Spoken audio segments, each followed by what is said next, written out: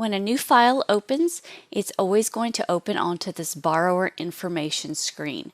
You can see over on the left where there is a list of all of the forms, borrower information is listed at the top, and this is the screen that we are on. We're going to go through and start entering some of the loan applications. So this top section is where you would enter their name and their social and date of birth. Below that is their best contact information along with email. Email is important if you are going to be using the Zip or Webcaster for doc request or the electronic signature.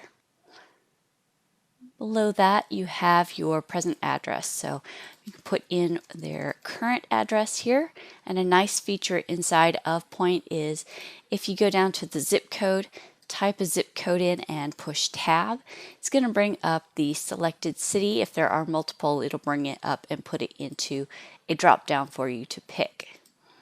But then that will fill in the city and state for you. Under that we have our subject property. We do have a copy from present address, so if you are doing a refinance, that's an easy way to copy that down so you don't have to type it again. If you have a purchase, you can just enter the information there. Underneath the address in the subject property, you have attachment and property type. These are important to be filled out if you are going to be running Fannie or Freddie inside of the Point system. You will get an error if you don't fill that part out. So let's go ahead and fill this out. Also to the right, you've got mixed use, manufactured, and number of units. You also need to fill these out so you do not get errors as well.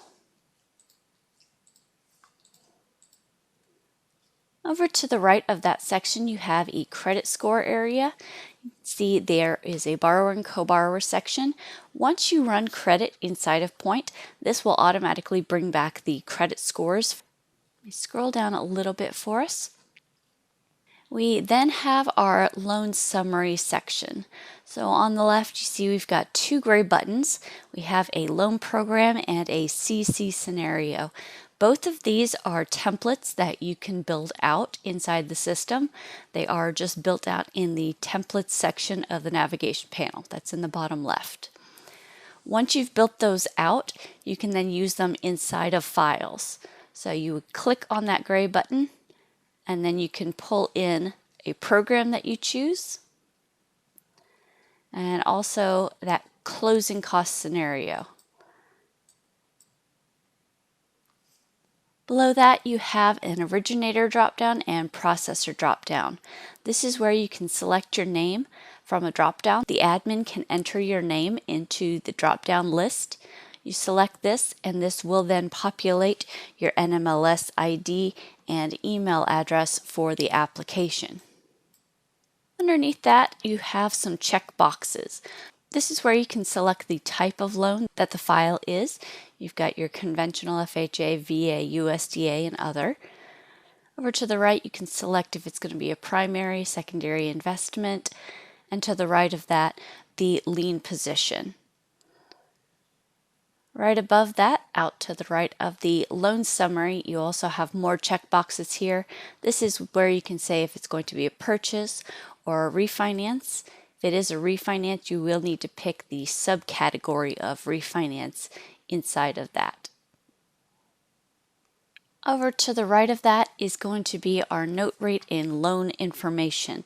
So this is where you can type in the appraised value, loan amount, down payment, any of that information.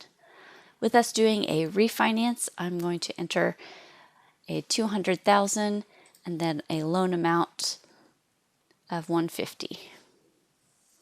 As soon as I've entered that, you can see over on the right, there's an LTV, CLTV box. Those have populated. They're also underlined in blue, which means you can click on them at any time, and it will tell you how it is calculating. Underneath that, we have our income details chart. You can see here the income details chart is grayed out. This will flow over from section 1 when we enter the employment. Then the income that is attached to the employment will flow over here for us. To the right of that, the other obligations. This, once we run credit, will flow over the obligations or debt from that credit report for a quick reference for you. At the very bottom of the first page, we have monthly payments. So the box on the left, the monthly payments, is for their present housing. So if they do own a property, you'll want them to enter their present monthly housing in here. What they'll need to do is highlight and either double click or click the edit button. And this will open, allowing you to type in the amount and save and close. You'll do that for any of the lines that need it, such as the homeowner's insurance or the property taxes. Over on the right, the proposed monthly payment is for the loan that you are currently doing. So you can see the first mortgage has automatically calculated for us because we have our loan amount, our note rate, and our term and due already up in the top area. So we would just need to add any other payments that is needed to be factored in. So I'm going to go ahead and click on the homeowner's insurance, double click that. Inside here, you're given two options. You can add a rate in, and that will multiply it by the loan amount that is out to the left.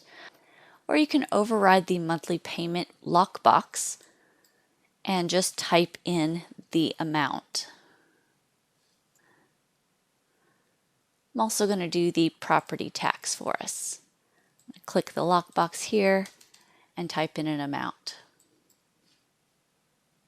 Since we finished the borrower information screen, you would want to go ahead and click Save, and then we could walk through pulling in a credit report. I'm going to go up to the top left where that little save icon is, or you could go File and Save As.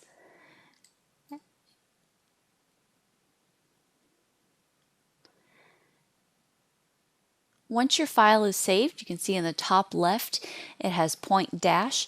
That will be your file name. It'll either be auto file named if you have that set up with numbers, or you'll have whatever you manually typed in.